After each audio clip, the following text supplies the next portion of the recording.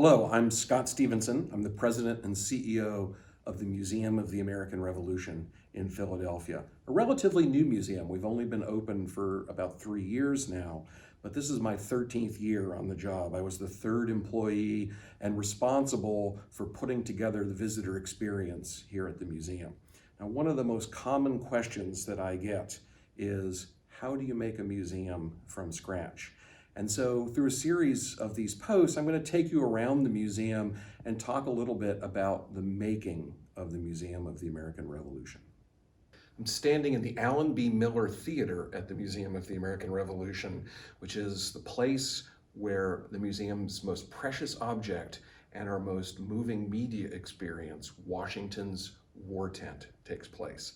I'm standing in front of the case where General George Washington's original sleeping and office tent, his mobile field headquarters for much of the Revolutionary War, is on display in the museum. Now, when I first started working on this project back in 2007, and the first time I laid eyes on George Washington's tent, it was essentially a couple hundred yards of canvas rolled up in an archival box on a shelf in our remote storage location. So one of the first questions was, how can we display an object like this? How can we make that object come to life and tell a great story? And what would that story be?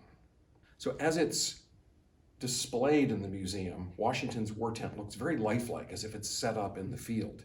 But a real challenge that we had to face right off the bat was, how do you take a fragile textile, which cannot be under any kind of stress or pressure, and make it look like it's set up in the field, when this type of tent depends upon all of those ropes pulling very tightly on it in order to set it up in the field. So there was a kind of engineering challenge that we had to start with before we even could begin to think about what the story we'd tell with this object would be.